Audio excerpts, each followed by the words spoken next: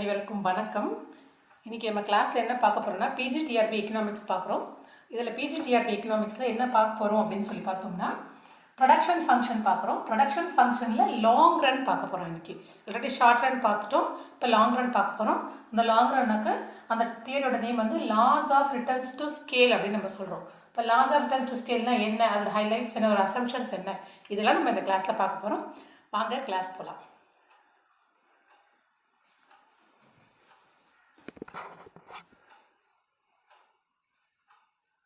Production function ஏற்கனவே சொன்ன மாதிரி இன்புட்ஸ்க்கும் அவுட்புட்ஸ்க்கும் இடையில இருக்க ரிலேஷன்ஷிப் தான் நம்ம என்னன்னு சொல்கிறோம் ப்ரொடக்ஷன் ஃபங்க்ஷன். உள்ளீடுகளுக்கும் வெளியீடுகளுக்கும் இடையே உள்ள தொடர்பு, இதுதான் ப்ரொடக்ஷன் ஃபங்க்ஷன். இதை 2 டைப்ஸாக பிரிக்கிறோம். ஷார்ட் ரன், லாங் ரன் சொல்கிறோம். லாங் ரன்னா more than 1 year and then 5 years or 6 years 7 years இருக்க சொல்ல லாங் ரன் நம்ம சொல்லலாம். மோர் தேன் 1 இயர், மந்த்ஸ் கிடையாது, 12 மந்த்ஸ்க்கு மேலே அப்படிது எல்லாமே லாங் ரன் சொல்கிறோம். அப்போ இந்த லாங் ரன்னில் இந்த ப்ரொடக்ஷன் வந்து எப்படி இருக்கும் அப்படிங்கிறத நம்ம இதில் பார்க்க போகிறோம். ஓகே, இந்த லாங் ரன்கான ப்ரொடக்ஷன் ஃபங்க்ஷன் தியரியோட நேம் என்னன்னா laws of returns to scale அப்படின்னு நம்ம சொல்கிறோம். ஓகே, ஸ்கேல்னா என்னன்னா மெஷர் பண்ணுறது, அதனுடைய அளவீடுகள்னு சொல்கிறோம். அப்போது ரிட்டர்ன்ஸ் டு ஸ்கேல் அப்படின்னா ரிட்டர்ன்ஸ் அப்படின்னு சொல்லும்போது என்ன சொல்லலாம், டிமினிஷ் ஆகிறதா ரிட்டர்ன்ஸ்னு சொல்லலாம். அப்போது அந்த ரிட்டர்ன்ஸோட ஸ்கேல் என்னவா இருக்குது அப்படிங்கிறத படிக்கிறது தான் laws of returns to scale. அதான் லாங் ரன்னில் படிக்கிறது ப்ரொடக்ஷன் ஃபங்க்ஷனில் laws of returns to scale சொல்கிறோம். Okay, laws of returns to ஸ்கேல்னா என்ன, அந்த ஹைலைட்ஸ் பாருங்கள். சம் பாயிண்ட்ஸ் நம்ம மென்ஷன் பண்ணியிருக்கோம். First, there is no fixed factor. Yes, இப்போ ஃபேக்டர்ஸ் ஆஃப் ப்ரொடக்ஷன் அப்படின்னு சொல்லி பார்க்கும்போது நம்ம என்ன சொல்கிறோம், லேண்ட், லேபர், கேபிட்டல், ஆர்கனைசேஷன், இது எல்லாமே நம்ம என்னன்னு சொல்கிறோம், ஃபேக்டர்ஸ்னு சொல்கிறோம், உற்பத்தி காரணிகள் அப்படின்னு நம்ம சொல்கிறோம். அப்போ இந்த உற்பத்தி காரணிகள் லாங் ரன்னை பொறுத்த வரைக்கும் என்ன கிடையாது, ஃபிக்ஸட் கிடையாது. இப்போ லாங் ரன்னில் எல்லாமே சேஞ்ச் ஆகும். இதான் ஃபர்ஸ்ட் ஹைலைட். இப்போ long run laws of returns to ஸ்கேலில் there is no fixed factor, எதுவுமே நிலையான ஒரு காரணி கிடையாது. அடுத்தது ஆல் ஃபேக்டர்ஸ் ஆர் வேரியபிள். நமக்கு இதிலே தெரிஞ்சிருச்சு, there is no fixed factor சொல்லும்போது ஆல் ஃபேக்டர்ஸ் ஆர் வேரியபிள். வேரியபிள்னா மாற்றத்துக்குரியவை, எல்லா ஃபேக்டர்ஸுமே மாற்றத்துக்குரியவை, எல்லாமே மாறும், எதுவுமே ஃபிக்ஸட் கிடையாது லாங் ரன்ல. அடுத்தது relationship between output and the scale of input in long run. அப்போது இந்த தியரியில் லாஸ் ஆஃப் ரிட்டர்ன்ஸ் டு ஸ்கேலை எதை பற்றி படிக்கிறோம் அப்படின்னா ரிலேஷன்ஷிப் பிட்வீன் அவுட்புட் வெளியீடுகள், அது மட்டும் இல்லாமல் உள்ளீடுகள் சொல்லாமல் அந்த உள்ளீடுகளோட ஸ்கேல் ஆஃப் இன்புட்ஸ், அதாவது உள்ளீடுகளின் அளவுகளுக்கும் வெளியீடுகளுக்கும் இடையே உள்ள தொடர்பு படிக்கிறது தான் நம்ம என்ன சொல்கிறோம், laws of returns to scale. அப்போ லாங் ரன்னில் உள்ளீடுகளின் அளவுகளுக்கும் வெளியீடுகளுக்கும் இடையே உள்ள தொடர்பு படிக்கிறது லாங் ரன்னில் laws of returns to scale அப்படின்னு நம்ம சொல்கிறோம். Okay, next all inputs are increased in same proportions. இதுலேயே அதே மாதிரி என்ன சொல்லியிருக்காங்கன்னா என்ன, ஸ்கேல் ஆஃப் இன்புட்ஸ், இங்கே இன்புட்ஸ்க்கு தான் இம்பார்ட்டன்ஸ் கொடுக்குறாங்க. ஸ்கேல்லாம் அதோட மெஷர்மெண்ட், அது அளவுன்னு சொல்கிறோம். அப்போ எந்த அளவு கொடுக்குறாங்க அப்படின்னு சொல்லி பார்த்தா எல்லாமே இன்க்ரீஸ் இன் சேம் ப்ரிப்போர்ஷனாக, ஒரே அளவுகளில் அதிகப்படுத்தப்படுகிறது, எல்லா உள்ளீடுகளும் ஒரே அளவில் அதிகப்படுத்தப்படுகிறது. இதெல்லாம் லாஸ் ஆஃப் ரிட்டர்ன்ஸ் டு ஸ்கேலோடைய ஹைலைட்ஸ். இப்போ there is no fixed factor, all factors are variable, relationship between the output and the scale of input, at last all proportions, அதாவது all inputs are increased in the same proportion. இதெல்லாம் laws of returns to ஸ்கேலோடைய highlights நம்ம சொல்கிறோம். Okay, எப்பவுமே தியரின்னு சொல்லும்போது assumptions இருக்கும் இல்லையா, அப்போ இந்த தியரியோட அசம்ஷன்ஸ் என்னென்னு பார்க்கலாம். Organisation only fixed, other factors are variable. Yes, நம்ம இங்கே என்ன பார்த்தோம், there is no fixed factor பார்க்குறோம் இந்த ஹைலைட்டில். இப்போ அசம்ஷனில் என்ன சொல்கிறாங்கன்னா அந்த 4 ஃபேக்டர்ஸ் இருக்கு இல்லையா, land, labour, capital and organisation, இதில் இந்த ஆர்கனைசேஷன் மட்டும் ஃபிக்ஸடாக இருக்கும், அதில் எந்த சேஞ்சஸும் இல்லை. ஃபார் எக்ஸாம்பிள் சைஸ் ஆஃப் பிளான்ட்னு சொல்கிறோம். சப்போஸ் அது ஸ்மால் ஸ்கேலாக இருக்கா, லார்ஜ் ஸ்கேலாக இருக்கா, இல்லை மீடியம் ஸ்கேலாக இருக்கா, அந்த ஸ்கேல் ஆஃப் பிளான்ட்ல வந்து என்ன கிடையாது, எந்த விதமான சேஞ்சஸும் கிடையாது. ஆர்கனைசேஷன் அந்த நிறுவனம் அப்படிங்கிறது நிலையாக இருக்குது, அதில் வந்து எந்த மாற்றமும் இல்லை. அப்போ அந்த ஒரு ஃபேக்டர் மட்டும் எப்படி இருக்குது, ஃபிக்ஸடாக இருக்குது. Other factors are variable. அப்போது லேண்ட், லேபர், கேபிட்டல் இது எல்லாமே என்ன இருக்குது, டெக்னாலஜி எல்லாமே வந்து வேரியபிளாக இருக்குது, இதெல்லாமே மாறக்கூடியதாக இருக்கிறதுன்றதா ஃபஸ்ட் அசம்ஷனாக இருக்குது. அப்போ ஒன்லி 1 ஃபேக்டர் மட்டும் என்னவா இருக்குது, ரிமைனிங் கான்ஸ்டன்ட், அதாவது ஆர்கனைசேஷனில் எந்த சேஞ்சஸும் கிடையாது, மீதி இருக்க 3 ஃபேக்டர்ஸ்லையும் சேஞ்சஸ் இருக்குது. So other factors are variable. அடுத்து நோ சேஞ்ச் இன் டெக்னாலஜி. அதே மாதிரி இந்த ஆர்கனைசேஷனில் அவங்க யூஸ் பண்ணுற அந்த டெக்னாலஜின்னு சொல்கிறோம் இல்லையா, அந்த மிஷின்ஸ், டூல்ஸ், இனோவேஷன் மெத்தட்ஸ் எல்லாம் இருக்குது இல்லையா, அந்த ப்ரொடக்டிவ் மெத்தட்ஸ், அது எல்லாமே எந்த சேஞ்சஸும் கிடையாது. ஓல்டு டெக்னாலஜி ஆல்ரெடி அவங்க பயன்படுத்திட்டு இருக்க அதே டெக்னாலஜியில் மட்டும்தான் ப்ரொடக்ஷன் கொடுத்துட்ருக்காங்க. There is no change in technology அப்படின்னு நம்ம சொல்கிறோம். இப்போ தொழில்நுட்பத்தில் எந்த மாற்றமும் கிடையாது. இது செகண்ட் அசம்ஷன். அடுத்து perfect competition in the market. எப்படி நம்ம ஷார்ட் ரனில் பார்த்தோமோ அதே மாதிரி இதில் இந்த அசம்ஷனும் சேமாக இருப்பாருங்க. பெர்ஃபெக்ட் காம்படிஷன் இந்த மார்க்கெட். அது பெர்ஃபெக்ட் காம்படிஷன் சொல்லும்போது entry and exist of the competitors is very easy. யார் வேணாலும் மார்க்கெட்டுக்குள்ளே சந்தையில் வந்து பிஸ்னஸ் பண்ணலாம். இல்லை யாருக்காவது லாஸ் வந்துருச்சுன்னு சொன்னால் அவங்க என்ன பண்ணலாம், சந்தையிலேருந்து வெளியில் போகலாம். அதே மாதிரி பெர்ஃபெக்ட் காம்படிஷனுக்கு இருக்கிற என்னென்ன ஃபீச்சர்ஸ் இருக்கோ அது எல்லாமே இந்த லாங் ரனில் அப்ளிகபிள் அப்படின்னு நம்ம சொல்கிறோம். நம்ம அதாவது சந்தை நிலவரம் எல்லாருக்கும் தெரிஞ்சிருக்கும், கன்சியூமர்ஸ்க்கு எல்லாருக்குமே.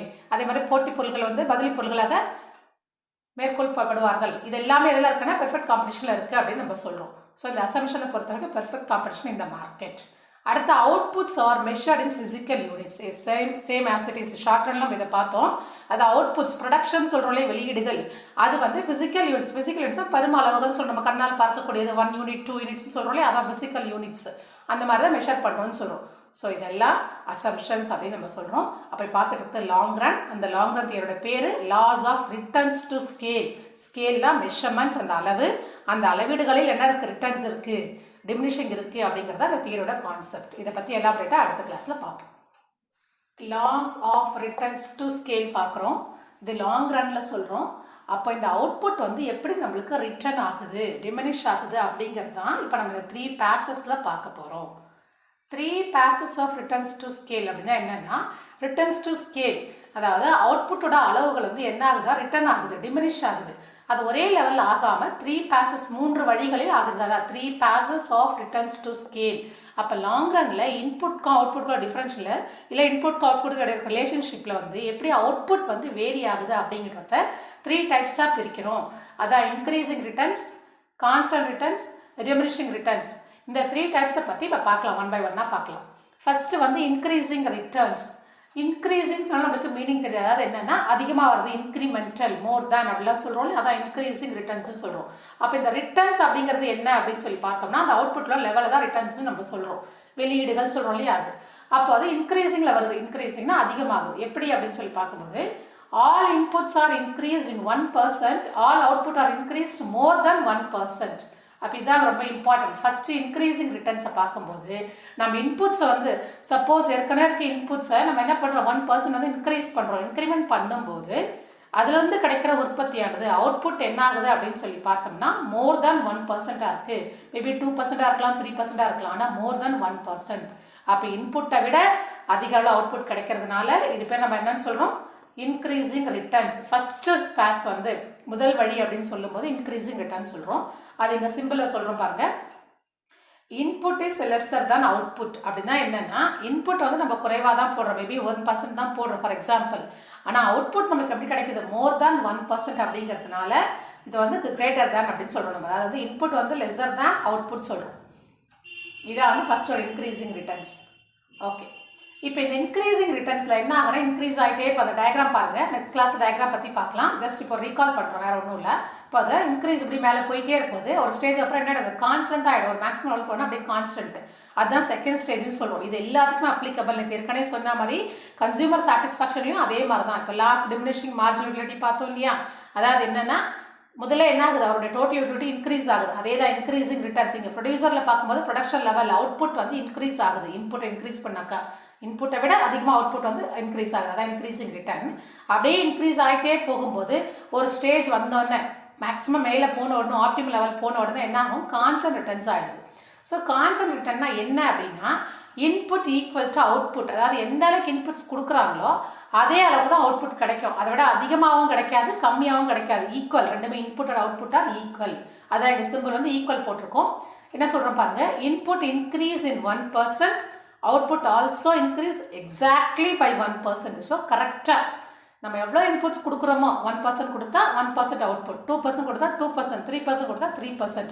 மேக்ஸிமமாக ஆகிறதுக்கு சான்சஸ் கிடையாது, மினிமம் ஆகிறதுக்கும் சான்சஸ் கிடையாது. ரெண்டுத்துக்கும் இடையில ஈக்குவலாக இன்புட் கொடுக்குற அளவுக்கு அவுட்புட்டாக கிடைக்குது. So input equal to output. இதான் second phase, constant returns. Okay, இப்போ என்ன பண்ணாங்கன்னா இந்த லெவலை வந்து அவங்க ரீச் பண்ணிட்டாங்க. இந்த லெவலை வந்து அடைஞ்சிட்டாங்க, கான்ஸ்டன்ட் ரிட்டர்ன்ஸ் போயிட்டாங்க.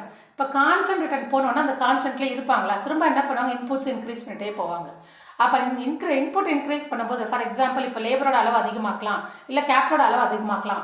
இந்த மாதிரி அவங்க இன்க்ரீஸ் பண்ணும்போது என்ன ஆகும், கான்சென்ட்ரேஷனுக்கு அப்புறமா தொடர்ச்சியாக அவங்க இன்புட்ஸ் மட்டும் கொடுத்துக்கிட்டே இருந்தாங்கன்னா, உள்ளீடுகளை தொடர்ந்து அதிகமாக்கிட்டே இருந்தாங்கன்னா, அதுலேருந்து வெளியிட வெளியீடுகள் அந்த அவுட்புட்ஸ் என்ன ஆகும், அந்த ப்ரொடக்ஷன் லெவல் டிமினிஷிங் ரிட்டர்ன்ஸ் ஆகும். அதாவது குறைந்த செல் விலை விதி குறைய ஆரம்பிக்கும், டிக்ரீஸ் ஆகிறதா டிமினிஷிங் ரிட்டர்ன்ஸ் நம்ம சொல்கிறோம். So inputs are increased 1%, output are increase in less than 1%.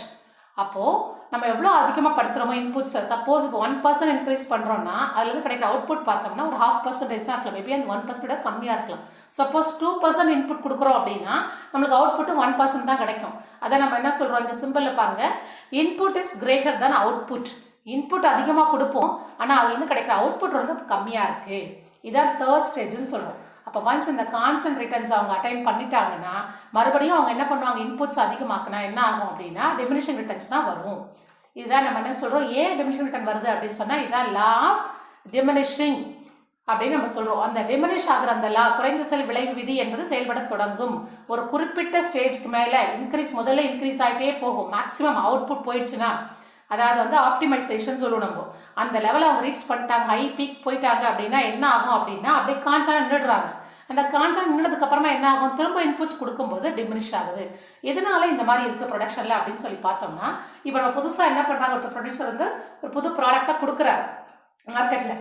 அப்போ என்ன பண்ணுவாங்கன்னா கன்சியூமர்ஸ் எப்பவுமே என்ன பண்ணுவாங்க, இன்னோவேட்டிவாக இருக்க திங்ஸ் வந்து அதிகமாக வாங்குவாங்க. ஸோ கிரியேட்டிவிட்டி நியூவாக இருக்கும்போது வாங்க ஆரம்பிக்கிறாங்க. அப்போ நியூ கன்சியூமர்ஸ் நிறைய வரும்போது என்ன ஆகுதுன்னா அவங்களுக்கு இன்க்ரீஸ் இன் ரிட்டர்ன்ஸ் அதிகமாகுது. காம்படிட்டிவ்ஸாக ஓவர் கம் பண்ணி வந்துட்டு இருக்காங்க அந்த ப்ரொடியூசரை பொறுத்த வரைக்கும். அதனால கன்சியூமர்ஸும் அதிகமாக இருக்குது. ஸோ அவங்களுடைய செல்லிங் கெப்பாசிட்டி அதிகமாகுது, சேல்ஸ் வால்யூம் இன்க்ரீஸ் ஆகுது, ப்ராஃபிட் அதிகமாகுது, அதில் இன்க்ரீஸ் இன் ரிட்டர்ன்ஸ் அதிகமாக வருதுன்னு நம்ம சொல்லலாம். இப்போ இதையே நம்ம என்ன பண்ணலாம், ப்ரொடியூசர்ஸ்லையும் பார்க்கும்போது இன்புட்ஸை முதல்ல அதிகமாக கொடுக்க இப்போ தான் புதுசாக ஆரம்பிக்கிறாங்கன்னு சொல்லும்போது என்ன ஆகும், அந்த ப்ரொடக்ஷன் யூனிட்டில் அதிகமாக நமக்கு என்ன வந்துகிட்டே இருக்கும், அவுட்புட்ஸ் கிடைச்சிக்கிட்டே இருக்கும். எவ்வளோ கொடுக்குறாங்களோ அதோட அதிகமாக இருக்கும். சப்போஸ் இதே வந்து இப்போ அடுத்த ஒரு 2 இயர்ஸ் கண்டினியூஸாக இதே மாதிரி இன்க்ரீஸ் ரிட்டர்ன்ஸ்லேயே இருந்துட்டாங்க, அதுக்கப்புறம் என்ன ஆகும்னு பார்த்தீங்கன்னா கான்ஸ்டன்ட் ரிட்டர்ன்ஸ் வர ஆரம்பிச்சிடும். அது இன்புட்ஸ் எவ்வளோ கொடுக்குறோம் அதே தான் அவுட்புட் கிடைக்கும். அவுட்புட் அதிகமாக சான்சஸ் இல்லை, ஏன்னா அவங்களுக்கு வந்து காம்படிட்டர்ஸ் அதிகமாக இருக்கலாம் மேபி. அது மட்டும் இல்லாமல் அங்கே இருக்க அந்த மெஷின்ஸு, டூல்ஸு, டெக்னாலஜி இதெல்லாம் என்ன இருக்கலாம், ஓல்டராக இருக்கலாம். ஸோ அதனால் என்ன ஆகும் அப்படின்னா முதல்ல கொடுத்தா மாதிரி அவங்களால வந்து அவுட்புட் வந்து அதிகமாகவும் இன்புட்டை கம்மியாகவும் கொடுக்க முடியாது, ரெண்டுமே வந்து ஈக்குவல் ஆகிடுது. இதையே திருப்பி தொடர்ச்சியாக அவங்க பண்ணிகிட்டே இருக்காங்க, இன்புட்ஸ் வந்து அதிகமாக கொடுக்குறாங்க, அவுட்புட் வேணும் அப்படிங்கிறதுனால அப்படின்னா என்ன ஆகும்னா டிமினிஷிங் ரிட்டர்ன்ஸ் வந்துடும். ஸோ இந்த டைமில் என்ன ஆகும் அப்படின்னு சொல்லி பார்த்தீங்கன்னா, அதாவது என்ன, நியூ கமர்ஸ் வர ஆரம்பிச்சிருவாங்க, புதிய போட்டியாளர்கள் சந்தைக்குள்ளே வரது ஒரு ரீசனாக இருக்கலாம். ரெண்டாவது வந்து கன்சியூமர்ஸ் என்ன பண்ணுவாங்கன்னா இவங்க பொருட்களை விட்டு வேற ஒரு பொருள் வாங்குறதுக்கு போயிடலாம். அதனால என்ன ஆகும் அப்படின்னா அவங்க என்னதான் இன்புட்ஸை கொடுத்தாலும் இந்த மெஷின்ஸ் அந்த டூல்ஸ் எல்லாமே டெப்ரிசியேஷன் அதிகமாக இருக்கிறதுனால, தேய்மானம் அதிகமாக ஆகிறதுனால அவங்க இவ்வளோதான் இன்புட்ஸ் கொடுத்தாலும் அதுலேருந்து கிடைக்கிற அவுட்புட் அப்படின்னு சொல்லி பார்த்தீங்கன்னா என்ன ஆகும் அப்படின்னா டிமினிஷ் தான் ஆகும்.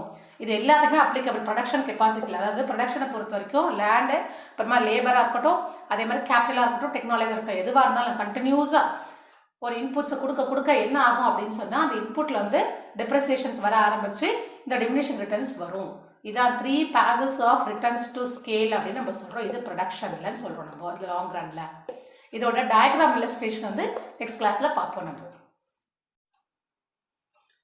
Loss of returns to scale பார்க்குறோம். லாங் ரனில் இந்த அவுட்புட்டோட ஸ்கேல் என்னவா இருக்குது அப்படிங்கிறத பார்த்துட்ருக்குறோம்.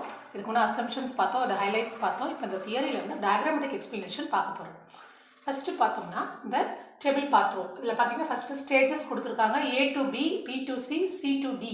இது என்ன ஸ்டேஜஸ் அப்படின்னு பார்த்தோம்னா இன்புட்டோ அவுட்புட்டோ இன்க்ரீஸ் பண்ணும்போது அதுலேருந்து கிடைக்கிற அந்த ரிட்டர்ன்ஸ் டு ஸ்கேல் எந்த மாதிரி இருந்திருக்கு அப்படிங்கிறத அந்த ஸ்டேஜஸ் சொல்கிறது. அவுட்புட்டோட லெவலில் தான் இந்த மாதிரி ABCன்னு சொல்லிட்டு மென்ஷன் பண்ணியிருக்கோம். Okay, first A to B, ஏலேருந்து பிக்கு ரீச் ஆகும்போது அப்போ இன்புட் எவ்வளோ இருக்குது அப்படின்னா 100% இன்க்ரீஸ் பண்ணியிருக்காங்க. அப்போ 100% இன்க்ரீஸ் பண்ணும்போது அவுட்புட் வந்து 200% இன்க்ரீஸ் ஆகிருக்கு.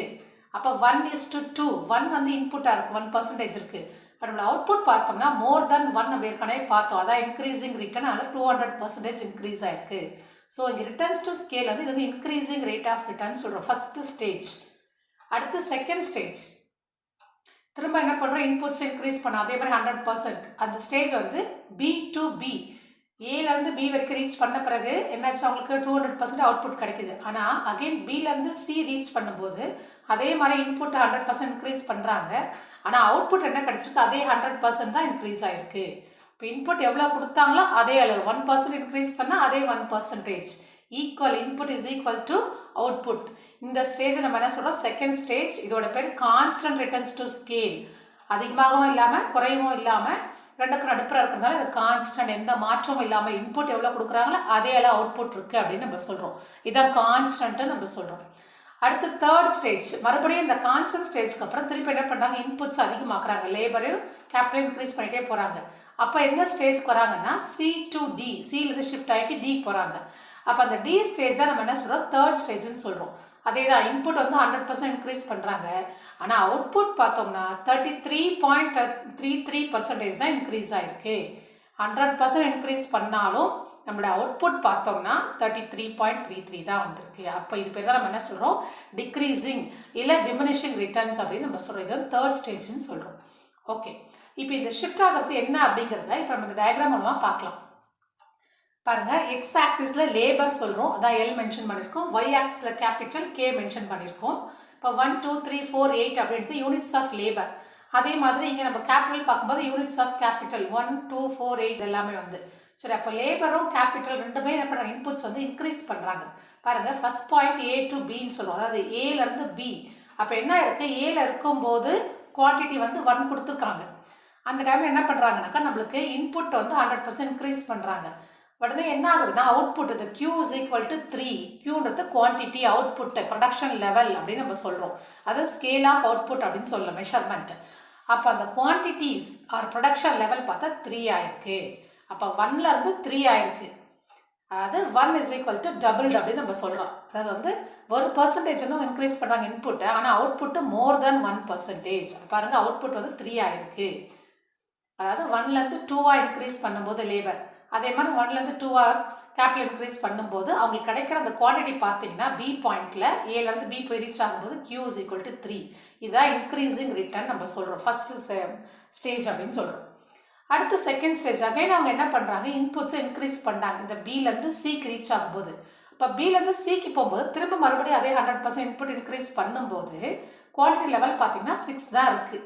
அதாவது அவங்க எவ்வளோ இன்க்ரீஸ் பண்ணாங்களோ, ஃபார் எக்ஸாம்பிள் இப்போ நான் 2லேருந்து 4 போயிருக்கு அப்படின்னா என்னென்னா ரெண்டுத்துக்கு ரேஷியோனா 2. அப்போ 2 கொடுக்கும்போது அப்போ குவான்டிட்டி பார்த்தீங்கன்னா 6 தான் வந்திருக்கு நம்மளுக்கு. அதாவது 3லேருந்து 6, 3 குவான்டிட்டியாக இருந்து 6 தான் இருக்குது. அப்படின்னா என்னென்னா, அதாவது B to Cயில் வந்து எவ்வளோ இன்க்ரீஸ் பண்ணாங்களோ, சப்போஸ் 1% இன்க்ரீஸ் பண்ணியிருக்காங்க இன்புட் அப்படின்னா அவுட்புட்டும் நம்மளுக்கு அதே 1% தான் வந்திருக்கு. அதை விட பிலோவும் வரல, அதை விட வந்து ஹையராகவும் வரல, அதான் ஈக்குவலாக வந்திருக்கு. ஸோ அதுதான் கான்ஸ்டன்ட் ரிட்டர்ன் சொல்கிறோம். Quantity is equal to 6 units அப்படின்னு நம்ம சொல்கிறோம். அடுத்து மறுபடியும் என்ன பண்ணுறாங்க, இன்புட்ஸை இன்க்ரீஸ் பண்ணுறாங்க C to D. அப்போ இந்த Dயில் பாருங்கள், தொடர்ச்சியாக அவங்க இன்புட் இன்க்ரீஸ் பண்ணும்போது Q is equal to 8. இப்போ குவான்டிட்டிஸ் 8 தான் இருந்திருக்கு. என்ன ஆயிருக்கும், நாங்கள் 12 வந்திருக்கணும் இல்லையா சப்போஸ், ஆனால் வந்து 8 தான் இருக்குது. அப்படி தான் என்ன டிக்ரீஸ் ஆகிருக்கு. அவங்க இன்புட்டை வந்து என்ன பண்ணுறாங்க, அதிகமாக்குனாலும் கூட அவங்களுக்கு கிடைக்கிற அந்த அவுட்புட் லெவல் வந்து டிக்ரீஸ் ஆகுது அப்படின்னு நம்ம சொல்கிறோம். ஓகே, இதுதான் வந்து இந்த டயக்ராமேட்டிக்கோட எக்ஸ்பிளனேஷன். இதோட எக்ஸ்பிளனேஷன் வந்து இப்போ நம்ம சென்டென்ஸில் பார்த்தோம்னா அதே தான். ஸ்டேஜ் 1 2 3 போட்டிருக்கோம்ல, அதான் 1 2 3. அப்போ ஸ்டேஜ் 1 அப்படின்னும் போது movement from point A to B represents increasing returns to scale. இப்போ ஏலேருந்து B போகும்போது இன்க்ரீஸ் ஆகுது, ஏன்னா வந்து 1% இன்க்ரீஸ் பண்ணும்போது இன்புட்டை அவுட்புட்டை மோர் தென் 1% வந்திருக்கு, அதான் இன்க்ரீசிங் ரிட்டர்ன்ஸ். அடுத்து ஸ்டேஜ் 2 அப்படின்னும் போது B to C represents constant returns to scale. அப்போ Bலேருந்து Cக்கு போகும்போது என்ன ஆயிருக்கு அப்படின்னா இன்புட் 1% வந்து அவங்க என்ன பண்ண இன்க்ரீஸ் பண்ணுறாங்க, அவுட்புட்டும் 1% மட்டும்தான் இன்க்ரீஸ் ஆயிருக்கு. அதான் நம்ம Q is equal to 6. Qனா குவான்டிட்டிஸ் ஆர் அவுட்புட்ஸ் அப்படின்னு சொல்கிறத ப்ரொடக்ஷன் ஸ்கேல்னு சொல்கிறோம். ப்ரொடக்ஷனுடைய அளவு அது கான்ஸ்டண்ட்டாக இருக்குது. அடுத்து தேர்ட் ஸ்டேஜ். மறுபடியும் அவங்க Cலேருந்து Dக்கு ஷிஃப்ட் ஆகிறதுக்கு, அதாவது எப்போவுமே என்ன பண்ணுவோம்னா ப்ரொடியூசர்ஸ் வந்து ப்ராஃபிட் மோட்டிவில் என்ன பண்ணுவாங்க, இன்புட்ஸ் அதிகமாக்கிட்டே போவாங்க, அப்போ தான் நமக்கு அவுட்புட்ஸ் அதிகமாக கிடைக்கும்ட்டு. ஆனால் இந்த லாவை பொறுத்த வரைக்கும் ஃபஸ்ட்டு இன்புட்ஸ் டபுள்டாக கொடுக்கும்போது நமக்கு என்ன வருது, அதாவது 1% கொடுக்கும்போது டபுள்டாக அது அவுட்புட் வருது. ஆனால் அகெயின் செகண்ட் ஸ்டேஜில் வந்து அதே மாதிரி திருப்பி டபுள்டாக கொடுக்கும்போது டபுள்டாக மட்டும்தான் நமக்கு வருது, அவுட்புட்டோ ட்ரிபிள் வரல. ஆனால் அதே திருப்பி மறுபடியும் தேர்ட் ஸ்டேஜில் 3ல பார்த்தோம்னா C to D represents diminishing returns to scale. அப்போது ஈக்குவலாக ஆனதுக்கப்புறம் மறுபடியும் இன்புட்ஸ் இன்க்ரீஸ் பண்ணாங்கன்னா அதுலேருந்து கிடைக்கிற அவுட்புட்டோட ரேஷியோ வந்து டிமினிஷ் ஆகிருக்கு, டிக்ளைன் ஆகிருக்கு. அதே மாதிரி தான் ரிட்டர்ன்ஸ் டு ஸ்கேல்னு சொல்கிறோம். அந்த அவுட்புட்டோட லெவல் வந்து ரிட்டர்ன்ஸ் ஆகுது. அதுதான் இந்த தியரோட name, laws of returns to scale. Okay, எதனால இந்த laws of returns to scale applicable ஆகுது நம்மளுக்கு அப்படின்னு சொல்லி பார்த்தோம்னா, இன்டர்னல் எக்கனாமிக்ஸ், எக்ஸ்டர்னல் எக்கனாமிக்ஸ்ன்னு இருக்குது. அதாவது வந்து அகச்சிக்கனங்கள், புறச்சிக்கனங்கள் சொல்கிறோம். இப்போ இந்த சிக்கனங்கள்லாம் வந்து சிக்கனம் இல்லா டிஸ்எக்கானமிஸாக போகும்போது, சிக்கனமின்மை ஆகும்போது என்ன ஆகும் அப்படின்னா இந்த மாதிரி டிஸ்எக்கானமிஸ் வரதுக்கு சான்சஸ் இருக்குது. ஸோ ஆரம்ப காலத்தில் ஃபஸ்ட்டு ஸ்டேஜில் இருக்கும்போது அவங்க என்ன பண்ணுவாங்க, எக்கனாமிக்ஸ் ஆஃப் ஸ்கேல் வந்து நல்லா ஃபாலோ பண்ணும்போது இன்க்ரீஸ் ஆகுது. அது அப்படியே கொஞ்சம் கொஞ்சமாக ஸ்லோ டவுன் ஆகுது. அப்போ என்ன, அது கான்ஸ்டன்ட் ரிட்டர்ன் ஆகுது. அதுக்கப்புறம் டிஸ்எக்கானமிக்ஸ் ஆகுது, சிக்கனமின்மை ஆகிடுது. அதாவது செலவுகள் அதிகமாகுது, காஸ்ட் ஆஃப் ப்ரொடக்ஷன் அதிகமாகிடுது. பட் அதில் வந்து கிடைக்கிற நம்மளுக்கு ப்ரொடக்ஷன் லெவல் வந்து அந்த காஸ்ட் ஈக்குவலாக இல்லாமல் டிமினிஷ் ஆகிடுது. ஸோ ப்ராஃபிட் வந்து டிமினிஷ் ஆகுது. அதான் ஏன்னா வந்து அதோட உற்பத்தி வந்து குறையுது, இன்புட்டை விட அவுட்புட் கம்மியாகுது. அதான் laws of returns to scale. இதான் அந்த டயக்ராமோட எக்ஸ்பிளனேஷன். இது வந்து லாங் ரனில். ஸோ லாங் ரனை பொறுத்த வரைக்கும் ஃபேக்டர்ஸ் எதுவுமே ஃபிக்ஸட் கிடையாது. எல்லாமே பார்த்தீங்கன்னா உங்களுக்கு சேஞ்சஸ் ஆகும். There is no fixed factor in the long run. Only organization is a fixed factor. Other things, for example, land, labor, technology, land, labor, capital, technology, இது எல்லாமே நம்ம என்ன சொல்கிறோம், நம்ம சேஞ்சஸ் ஆகுது. பட் இந்த ஆர்கனைசேஷன் மட்டும் அப்படியே இருக்குது. அதனால இந்த லா அப்ளிகபிள் அப்படின்னு நம்ம சொல்கிறோம்.